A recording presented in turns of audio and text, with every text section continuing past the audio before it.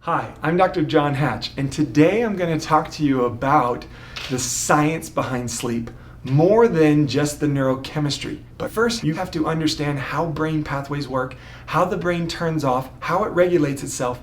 And I have been studying this system for more than 12 plus years, but the past 2.5 years, I've devoted most of my time and effort into understanding sleep. Too many people are coming in as patients trying to heal on hundreds of medications, have tried every brain exercise there is, and nothing's working. Why? Because they're not understanding the pathways. So here is the brain in a nutshell.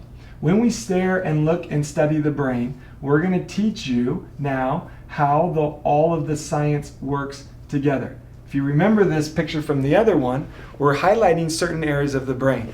The hypothalamus deals with all of the awake and sleep cycles of your brain. But where does the thalamus receive its input? It receives it from the thalamus, which is the major relay system of all the integration coming into the brain. So how your skin feels, how your heart is beating, how your muscles of your face are working, these are all important.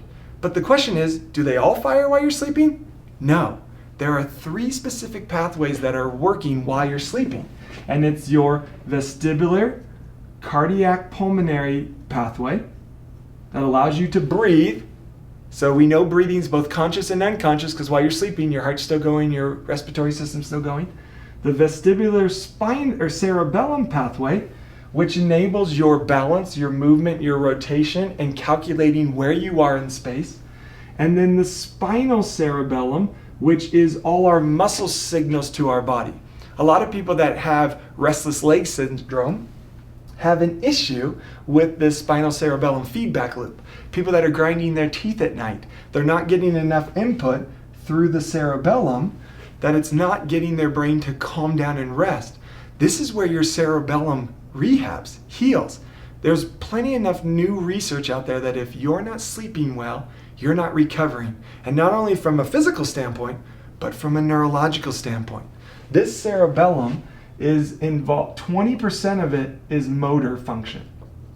80% is planning, emotional, and thinking. I like to call PET. So think of those of you that are dealing with anxiety, or you're thinking about what you got to do the next day, or you're emotionally worried about what's going to happen tomorrow. Are you going to sleep? No, because that pathway is overactive and you need to calm it down. And it's more than just chemistry, more than just medication. You got to activate the pathways right. You got to get the system to stabilize.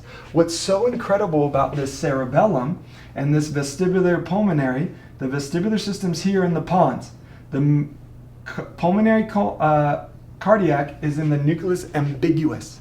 And this pons is where in the brain most of your serotonin is made, though the hypothalamus secretes the serotonin, and 93% is made in the gut. That other 7% is mostly made in the pons, which if you think about it, every time you move your jaw, you're activating the pons, which causes people to grind their teeth at night. Cerebellum produces most of your GABA, which is that inhibitory neuron.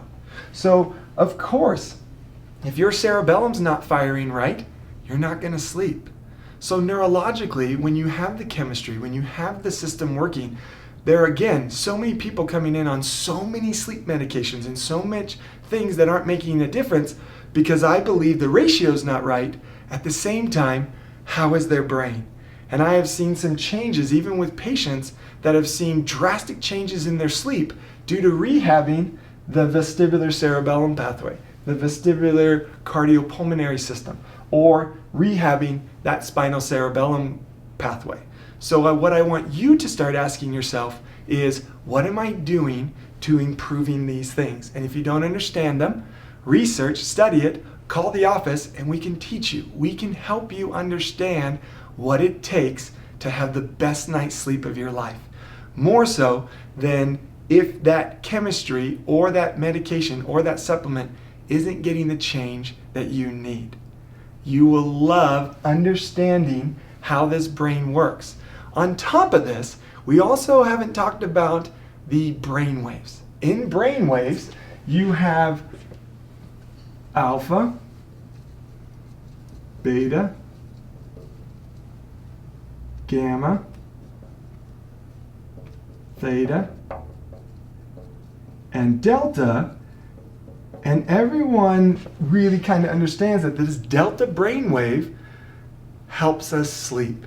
And if we're not in that delta, which is the non-rapid alternating eye movement, non-REM, too often we think we need to be in REM. But REM is in the theta, where you're more of in a meditation state, but that's not necessarily good for sleep and recovery. Remember, the cerebellum heals the most while you sleep. The cerebellum helps convert short-term memory to long-term memory while you're sleeping. So that's why sleep is so important. That's why I've dove my life into this for the past 2 years.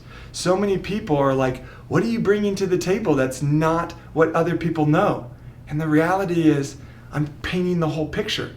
I'm explaining both the science, the chemistry, and the neurology that puts the whole system together that makes the greatest change for your sleep. So let's get that brain in the delta wave. Let's get that chemistry stable, and let's work on your brain to stabilize it so you can have the best night's sleep you've ever had. Not only one time, but every time.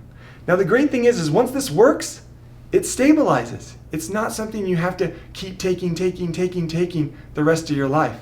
Stabilize it, and it'll make all the difference in you.